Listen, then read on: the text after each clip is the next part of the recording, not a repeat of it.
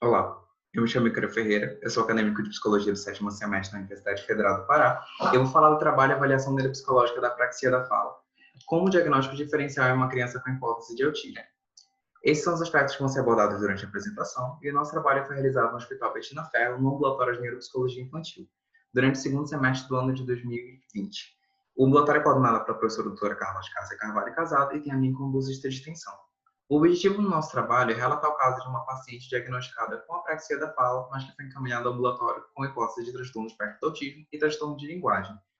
Nosso principal intuito com o trabalho é despertar nas equipes de psicologia e neuropsicologia a importância da avaliação neuropsicológica como auxílio diagnóstico diferencial, especialmente em casos como de apraxia da fala, que pode haver comorbidade com transtorno do espectro do autismo. Já que a avaliação neuropsicológica tem por função compreender a organização cerebral e a relação com o comportamento, especialmente em casos onde haja alteração no neurodesenvolvimento, concordando, eliminando ou sugerindo novas hipóteses diagnósticas, sempre considerando o processo de desenvolvimento da criança, o nível de estimulação e a origem dos sintomas descritos.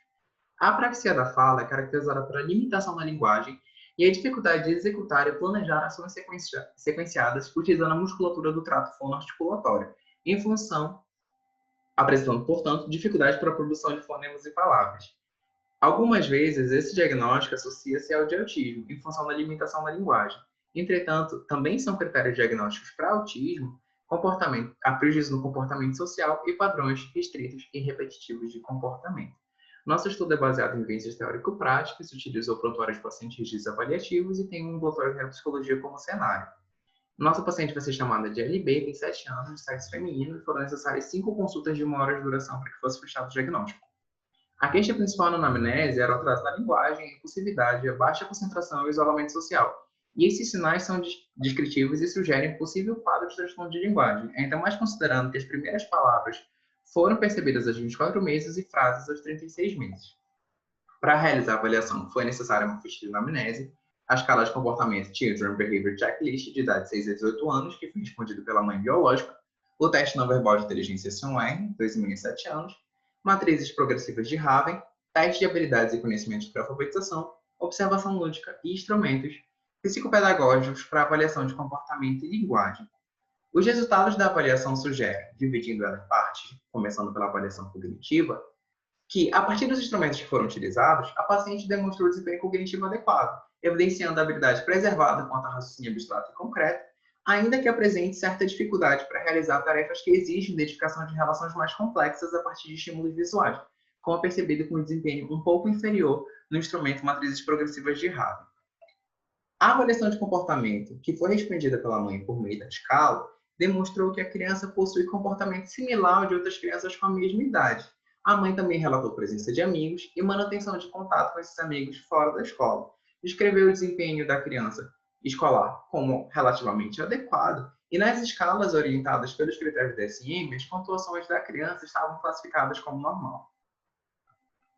A avaliação de habilidades acadêmicas e linguagem demonstrou que as habilidades e conhecimentos necessários para a pré-alfabetização encontram-se abaixo do esperado, haja vista que ela possui o desempenho inferior nas habilidades perceptomotora, linguagem, pensamento constativo, memória e atenção concentrada, o que indica atraso nessas habilidades que são fundamentais para o processo de alfabetização.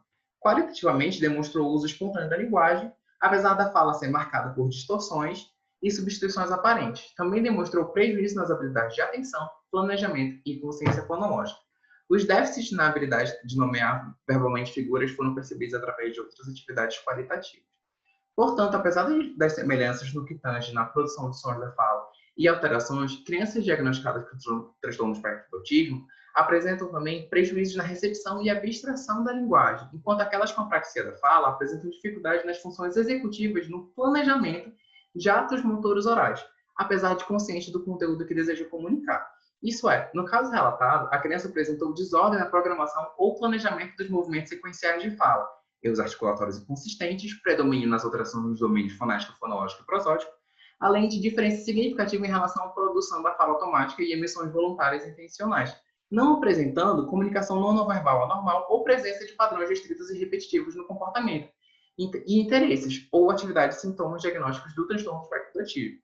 Portanto, espera-se que esse estudo ele consiga elucidar as diferenças diagnósticas de ambos os transtornos, principalmente no caso onde, apesar do prejuízo na linguagem, os outros critérios diagnósticos para o transtorno do espectro do autismo não foram percebidos a partir da avaliação.